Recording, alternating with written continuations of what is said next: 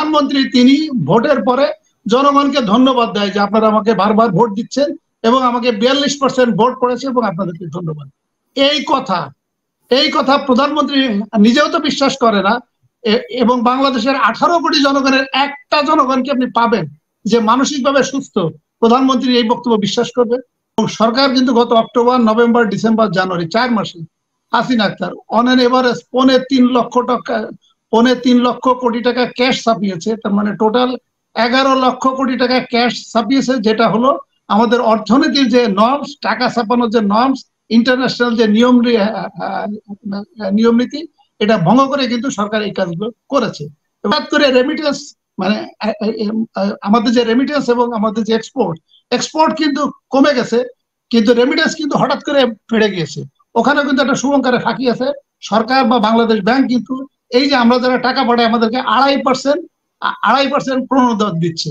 তার মানে সরকার বা সরকারের যারা লেসপেন্সার, তারা এই রিজার্ভটা বাড়ানোর জন্য তারা কিন্তু এই টাকাটা হুন্ডির মাধ্যমে এই পশ্চিমা বিশ্বে পাঠাচ্ছে। পশ্চিমা বিশ্বে পাঠিয়ে এটা লিগাল চ্যানেলে দিয়ে বলছে তোমাকে 2.5% তোমাকে প্রণোদনা দেওয়া হলো। তার মানে সমান সমান হয়ে যাচ্ছে, তারা একটা রিজার্ভ বাড়ানোর চেষ্টা করছে। কিন্তু একজন দর্শক প্রশ্ন করেছে যে টাকা যারা মানে অপচয় করছে বা এই সমস্ত বিনিয়োগের নামে বা উন্নয়নের নামে 40 টাকার কাজ 100 টাকা দেখাচ্ছে, এটা তো ভার্চুয়ালি শেখ হাসিনা যারা লেসপেন্সার বা খুশি লব বা আমাদের যারা সরকারি কর্মকর্তা বা আমাদের ইউনিয়ন পরিষদের চেয়ারম্যান, উপজেলা চেয়ারম্যান, সিটি কর্পোরেশনের মেয়র, এদের মাধ্যমেই তো মূলত উন্নয়ন কাজটা হচ্ছে। আমাদের ক্যাপ্টেন মারুফ ভাই যেমন বললেন যে আপনি পদ্মা সেতু করেছেন, আপনি মেট্রো রেল করেছেন, আপনি কর্ণফুলী টানেল করেছেন, কিন্তু এই কাজগুলো করতে যায় কিন্তু তাদেরকে বিদেশ থেকে $100 বিলিয়ন ধার করতে হয়েছে।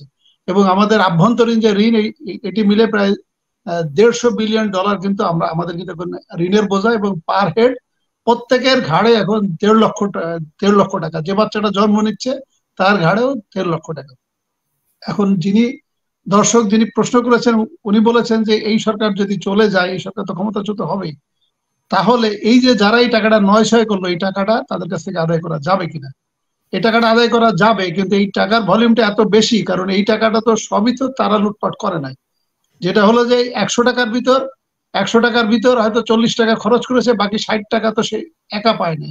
এখানে তো বিভিন্ন স্টেক হোল্ডার আছে, বিভিন্ন স্টেক হোল্ডার দিয়ে ভাগ বটারা হয়ে যায়। এখন যিনি মূল ব্যক্তি, ধরেন ওই মন্ত্রণালয়ের সচিব যিনি বা যিনি প্রজেক্ট ডাইরেক্টর, উনি তো সব টাকা পান না। এখন আমাদের যে আইন আছে পাবলিক ডিমান্ড রিকভারি অ্যাক্ট 1913, মানে পাবলিক ডিমান্ড রিকভারি অ্যাক্টের মাধ্যমে যদি এটা পরবর্তীতে ইনকোয়ারির মাধ্যমে প্রমাণিত হয় যে যিনি এটা দায়িত্বে ছিলেন বা যারা এটা দায়িত্বে ছিলেন তারাই এই জন্য রেসপন্সিবল, এবং এই পাবলিক ডিমান্ড রিকভারির মাধ্যমে তাদের কাছে টাকা আদায় করা যাবে। কিন্তু সেটা হলো যে তার বেতন ভাতা দি বা তার যে সম্পদ আছে, স্থাবর অস্থাবর সম্পত্তি বিক্রি করলে সেটি হয়তো যে পরিমাণ টাকা নষ্ট হয়েছে সেটি হয়তো 1% হবে না। এই ধরুন আপনার যে গত 2024-এর 7 জানুয়ারি যে নির্বাচন, এটি একটা প্রহসনের নির্বাচন, এটি একটা অসাংবিধানিক নির্বাচন, এবং প্রকারান্তরে এটা একটা অবৈধ নির্বাচনও বটে। এই নির্বাচনে কিন্তু আইন শৃঙ্খলা বাহিনীর পিছনে 1600 কোটি টাকা খরচ করা হয়েছে। তাহলে এই 1600 কোটি টাকা এই যে চিফ ইলেকশন কমিশনার বা 5 জন ইলেকশন কমিশনার, ওনাদের কাছ থেকে তো ওনাদের টোটাল সহায় সম্পত্তি 14 গোষ্ঠীর সম্পদ বিক্রি করলে তো 1600 কোটি টাকা আদায় করা যাবে না।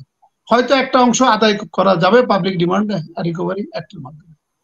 আর এটা হলো যে যারা এর সাথে দায়ী, রেসপন্সিবল, ওদের কাছ থেকে টাকা আদায় করা যাবে, আইন আছে। কিন্তু সেটা হয়তো রাষ্ট্রের সাপেক্ষে সেই পরিমাণটা কম। আর তারপরে এটা একটা মন্দের ভালো যে যারা এই কাজগুলো করছে তাদের ছেলে মেয়ের জন্য একটা লেসন, যে তোমাদের জন্য যে সম্পদ তোমার বাবা দুর্নীতি করে রেখে গেছে সেটা তারাও আদৌ এটা ভোগ করতে পারবে কিনা এটি সন্দেহ। যেমন আজকে পত্রিকায় দেখলাম আমাদের আরেক গোপালী পুলিশ অ্যাডিশনাল ডিআইজি র্যাঙ্কের কর্মকর্তা, তারও দেখি সম্পদের হিসাব দেখি, মানে পত্রিকার ভাষ্য অনুসারে 5 থেকে 600 কোটি টাকার মতো হবে। তো এই যে কাজগুলো হচ্ছে হালুয়া রুটি টাইপের। আর আরেকজন যে প্রশ্ন করলেন দর্শক, যে রেমিটেন্সের টাকা তারা যে পাঠাবে, এই টাকাটা পাঠানো ঠিক হবে কিনা। তা আমি তো একজন আইনজ্ঞ হিসেবে বা আমি একজন বাংলাদেশী নাগরিক হিসেবে আমি তো এটা ওপেনলি এইভাবে বলতে পারি না যে এটা আপনি পাঠাবেন কি পাঠাবেন না। তবে যেভাবে রিজার্ভ যেভাবে কমে যাচ্ছে এবং আমাদের অর্থনীতির যে অবস্থা, আমি আমার অভিজ্ঞতা থেকে বলছি, যেটা এখন এই মুহূর্তে পাকিস্তানে কিন্তু $1 সমান 300 রুপিস। 1 পাউন্ড সমান 400 রুপিস। তাহলে তাহলে যদি আপনি যে টাকাটা পাঠাচ্ছেন এটা আলটিমেটলি কিন্তু মানি ইনফ্লেশন হবে। এবং সরকার কিন্তু গত অক্টোবর, নভেম্বর, ডিসেম্বর, জানুয়ারি 4 মাসে Hasina Akhtar on an average 3.5 লক্ষ কোটি টাকা ক্যাশ ছাপিয়েছে। তার মানে টোটাল 11 লক্ষ কোটি টাকা ক্যাশ ছাপিয়েছে, যেটা হলো আমাদের অর্থনীতির যে নর্মস, টাকা ছাপানোর যে নর্মস, ইন্টারন্যাশনাল যে নিয়ম নীতি, এটা ভঙ্গ করে কিন্তু সরকার এই কাজগুলো করেছে। এবং আলটিমেটলি কিন্তু মুদ্রাস্ফীতি হয়েছে, ইতিমধ্যে কিন্তু হয়েছে। আমাদের আরিফুর রহমান ভাই যে কথাটা বললেন যে যখন বিএনপি পাওয়ারে ছিল 2001 সালে, তখন রিজার্ভ ছিল $6 বিলিয়ন। ভালো কথা, আমি মেনে নিলাম, $6 বিলিয়ন। আপনি এটাকে 48 বিলিয়নে নিয়েছিলেন, এটিও আপনাকে ক্রেডিট দিচ্ছি, শেখ হাসিনাকে ক্রেডিট দিচ্ছি। আপনি হাসিনা আক্তার পূর্বাচলে যে প্রজেক্টটা হয়েছে, সেখানে সেখানে সেখানে জনগণকে জমি দেওয়া হয়েছে 30,000 টাকা কাটা, মানে একটা 5 কাঠার প্লট কিনতে থাকে 1,50,000 টাকা দেওয়া লেগেছে। এবং প্রজেক্টটা ভার্চুয়ালি স্টার্ট হয়েছে 95 এর পর থেকে, এবং ইনস্টলমেন্টে দেওয়া শুরু হয়েছে 2001 বা 2 সাল থেকে।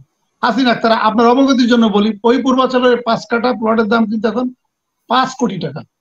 তাহলে আপনি 30,000 টাকায় ইনভেস্ট করে মানে কয়েকশো গুণ কিন্তু বেড়ে গিয়েছে।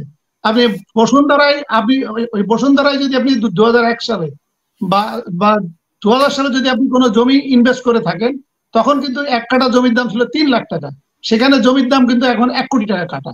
তাহলে আমার যে আরিফুর রহমান ভাই যে খুব ক্রেডিট নেওয়ার চেষ্টা করলেন যে $48 বিলিয়ন হয়েছে, ভালো কথা। তাহলে তো যদি বিএনপি তো ক্ষমতায় ছিল আরো 25 বছর আগে, তাহলে 25 বছর আগে যদি হয়ে থাকে, তাহলে তো 6 কোটি মানে $6 বিলিয়ন তো এখন তাহলে $600 বিলিয়ন হওয়ার কথা। আমি $600 বিলিয়ন বাদ দিলাম, $100 বিলিয়ন হওয়ার কথা। তারপরেও জনগণের প্রচেষ্টা এটা 48 বিলিয়ন পর্যন্ত গিয়েছিল, কিন্তু সেটা কমতে কমতে তো আপনারা খেয়ে ফেলেছেন। আপনার বক্তব্য অনুসারে, বাংলাদেশ ব্যাংকের বক্তব্য অনুসারে 13.22 বিলিয়ন। তা আমাদের যে অনেক যখন মানুষ ওই যে মিথ্যা কথা বলে, যখন মানুষ যে মিথ্যা কথা বলতে বলতে তখন কিন্তু মানুষ তার কথা কিন্তু বিশ্বাস করে না। এই যে সরকার যে সমস্ত কথাগুলো বলে, যেমন আমাদের আরিফুর রহমান ভাই যেটা বললেন, আমাকে উদ্দেশ্য করে বললেন, ক্যাপ্টেন মারুফকে উদ্দেশ্য করে বললেন যে আমরা এত ডিগ্রিধারী, আমরা কেন অসত্য কথা বলি, উনি একটু ভদ্রভাবে বললেন। তা আমি তো মনে করি যে আমাদের যিনি প্রধানমন্ত্রীর চেয়ারে অধিষ্ঠিত, 1900 আওয়ামী লীগের যারা আছে 100-তে 98% আইদার মিথ্যা বলেন, না হলে অসত্য কথা বলেন, না হলে বিভ্রান্তিমূলক বক্তব্য বলেন। যিনি প্রধানমন্ত্রী তিনি ভোটের পরে জনগণকে ধন্যবাদ দেয় যে আপনারা আমাকে বারবার ভোট দিচ্ছেন এবং আমাকে 42% ভোট পড়েছে এবং আপনাদেরকে ধন্যবাদ। এই কথা প্রধানমন্ত্রী নিজেও তো বিশ্বাস করে না, এবং বাংলাদেশের 18 কোটি জনগণের একটা জনগণকে আপনি পাবেন যে মানসিকভাবে সুস্থ প্রধানমন্ত্রী এই বক্তব্য বিশ্বাস করবে? এখন প্রধানমন্ত্রী রাজনীতি করেন, ওনার বক্তব্য, কথাবার্তা রাজনৈতিক কৌশল হবে, ঠিক আছে, রাজনৈতিক কৌশল করার ক্ষেত্রে অনেক ক্ষেত্রে 19-20 করে বলা লাগে, কিন্তু আপনি এইভাবে মিথ্যা কথা বলবেন জনগণকে। আপনি গত 15 বছরের 3টা নির্বাচন, যেখানে 2014 সালে আপনি একতরফা নির্বাচন করেছেন, ভোটের আগে মানে নির্বাচন এবং ভোটের দিনের আগে সরকার গঠন হয়েছে। 2018 সালে আপনি দিনের ভোট রাতে করেছেন, 2024 সালে ভোট পড়েছে 5%, আর প্রধানমন্ত্রী বলছে জনগণকে উনি বারবার ধন্যবাদ দিচ্ছেন। এটি ওই যে যিনি প্রশ্ন করলেন যে রেমিটেন্সের বিষয়টা, তা আপনি যদি এখন 1 লক্ষ টাকা পাঠান, এটা কিন্তু যদি পাকিস্তানের মতো হয়, এবং আমার যে ব্যাখ্যা বিশ্লেষণ, আগামী 6 থেকে 8 মাসের ভিতর রিজার্ভ শূন্য হয়ে যাবে। কারণ কোনোভাবে রিজার্ভ বাড়ানোর মানে যত কৌশল সরকার আছে চেষ্টা করে যাচ্ছে। আমাদের আরিফুর রহমান ভাই বললেন যে $1.25 বিলিয়ন মানে আমাদের যে ভর্তুকি দেওয়া লাগছে, এই বিষয়ে আপনি একটু অ্যাডভাইস করেন। আরিফুর রহমান ভাই, আমি অ্যাডভাইস করবো কাকে? আমি অ্যাডভাইস করবো যে একটা বৈধ সরকার যদি থাকে, আমি অ্যাডভাইস করবো যে একটা গণতান্ত্রিক সরকার যদি আসে, আমি অ্যাডভাইস করবো যদি আমাদের সংবিধানের আর্টিকেল 7 অনুসারে, যেখানে বলা হচ্ছে সরকারি সকল ক্ষমতার উৎস, সরকার বলছি জনগণই সকল ক্ষমতার উৎস, জনগণই সকল ক্ষমতার মালিক, যেখানে জনগণেরই কোনো ক্ষমতা নাই, তা আমি কাকে অ্যাডভাইস করবো? এই অসাংবিধানিক একটা সরকারকে, এই একটা অবৈধ প্রক্রিয়ার মাধ্যমে একটা গঠিত সরকারকে?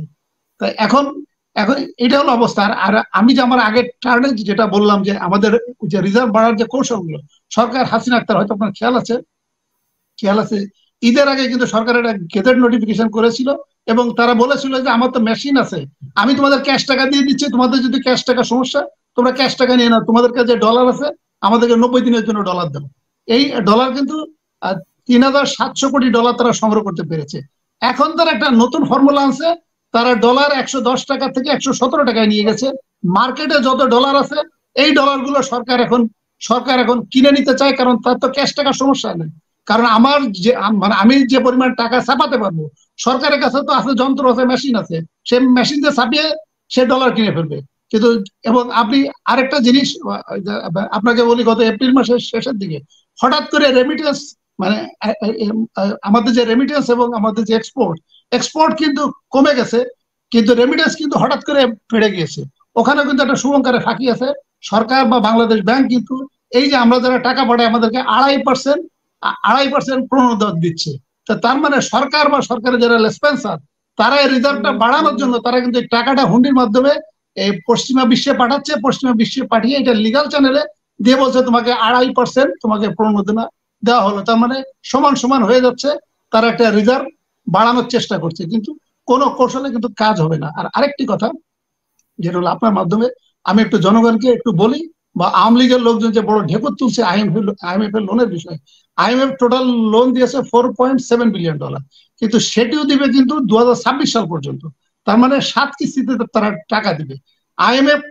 IMF সাধারণত লোন দেয় কখন? যখন মানুষ মারা যাচ্ছে, মানে নদীতে পড়ে গেছে এবং সে ওই মানুষটি বুঝতেছে যে তার আর বাঁচার কোনো সম্ভাবনা নাই, তাহলে পাশের কোনো ব্যক্তি ওই লোকটাকে উঠিয়ে তার নাকটা পানির উপরে দিয়ে দেয়, দিয়ে বলে তুমি এখন নিঃশ্বাস নাও। যখন নিঃশ্বাস নিয়ে যখন একটু স্বাভাবিক হয় তখন তাকে ছেড়ে দিয়ে বলে এখন তোমার শরীরে যেটা ক্যাপাসিটি আছে তুমি এখন সাঁতার দিয়ে তুমি এপারে চলে আসো। IMF কিন্তু এই কাজটি করে, কারণ আমাদের প্রতি মাসে $6 বিলিয়ন আমদানি করা লাগে। তো IMF দিচ্ছে টোটাল $4.7 বিলিয়ন। এই যে থার্ড কিস্তি যে টাকাটা, এটা $1.15 বিলিয়ন। এটি দিয়ে মাত্র 5 দিনের আমদানি ব্যয় হয়।